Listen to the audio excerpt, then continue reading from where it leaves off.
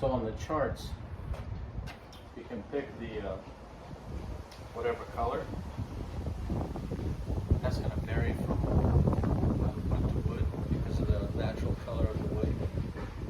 So sometimes on the samples they'll show you if you apply it to oak, it's going to be this shade, and so forth, through all the colors. Here, I just want to assume so it doesn't matter. Oh boy. Messy.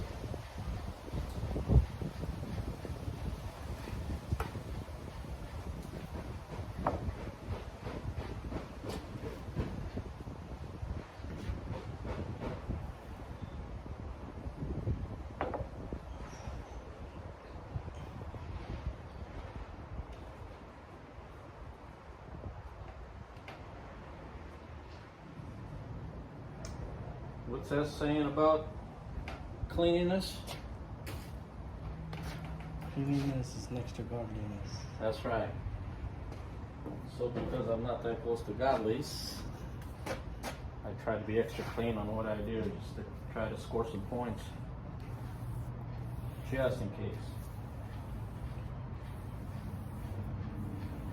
Just in case he's watching YouTube.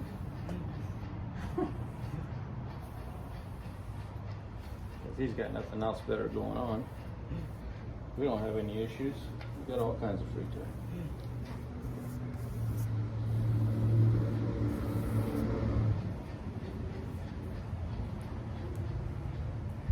So in the directions it said 1 is enough. Do not overplot. I was thinking of doing 6.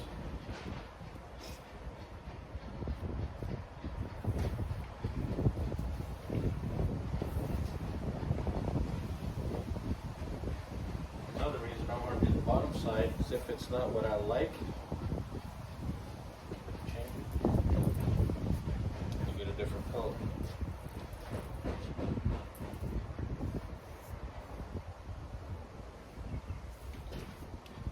Since you're not going to see the bottom, it doesn't matter.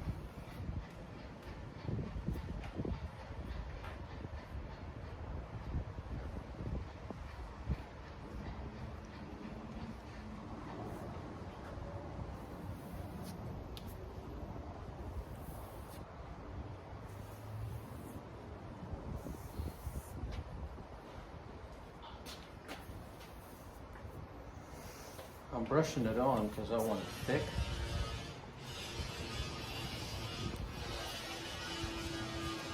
Because you could actually use a rag or a paper towel.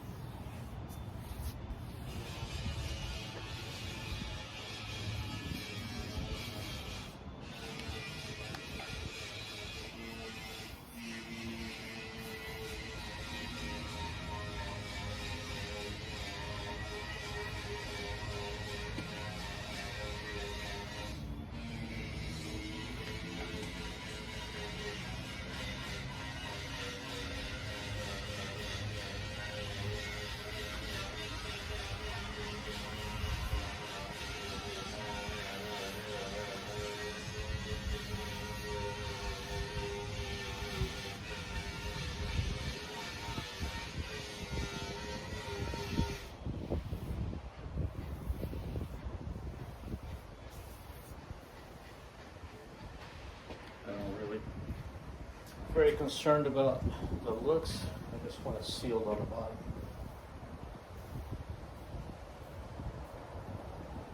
Top side will be a little different.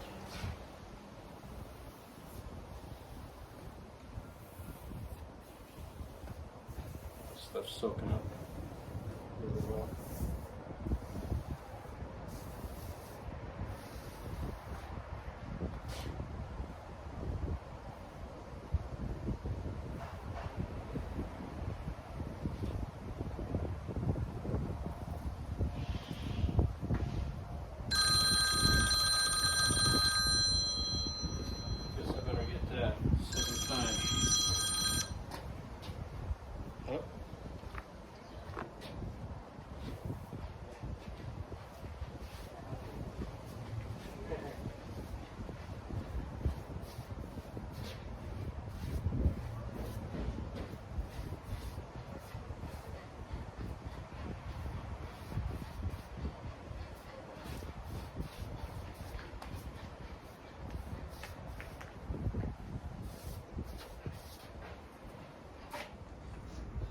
Well, here's the next project, or one of them.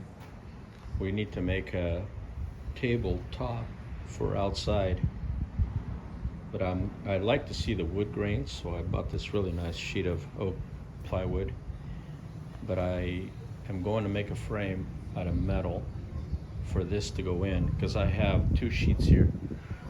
I have the top piece and the 1.125" tongue and groove that I'm going to cut the size. Couldn't believe how much I paid for that last week. That 1.125" was $136 for one sheet. I bought some glue to bond this, and we're going to screw it together and then seal it. I got the sealer and a few odds and ends. I know the bill was like $400 and whatever dollars, and it's just crazy, the price of some of this stuff. So what I'm going to do is I'll bond these together, glue them.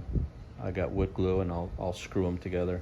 Then I'll make a metal frame, probably angle iron, a black frame that's going to go onto the existing, because there's a metal frame there. So I'm going to cut the length and the width, and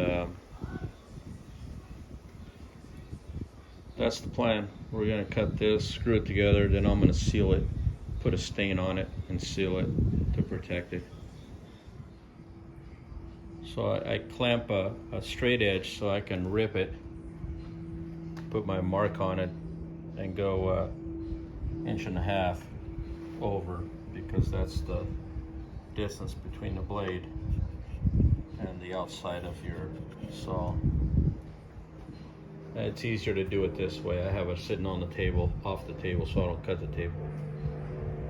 If you had a nice big workspace and a table saw, but I don't.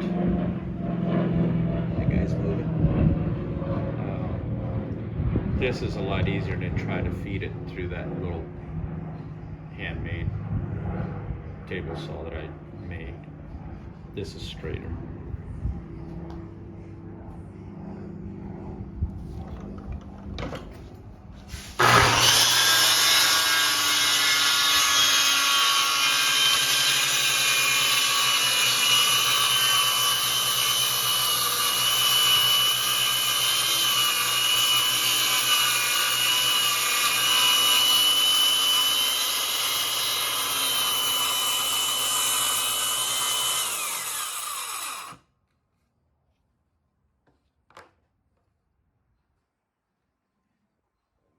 Swap places with you.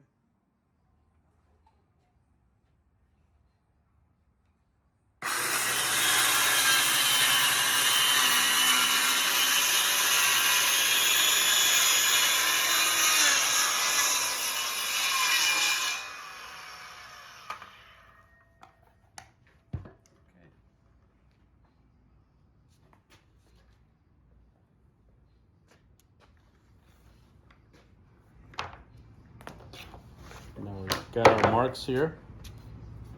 Here's my mark on the length, and I'll clamp this to that and do the same, and I'll have my width and length. And my angle iron is going to go over the top. There'll be a black frame built all the way around with bracing on the bottom, because I mount to, there's a post, a metal post. I'll mount that, stain it. I don't know what I'm going to do as far as the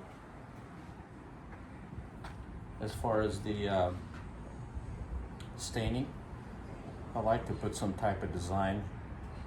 It'd be kind of nice to inlay a different type of wood in the middle, make a design for it. That would be kind of nice too. I don't want to get too carried away, because they're going to use this for projects, and there will be paint on here and glue and glitter, and so you could spend a lot of time make it fancy, and it'll be thrashed in a month. So, and I don't want to spend too much time on this, because I have plenty others waiting on me. So, too many projects, not enough time. But we'll get it.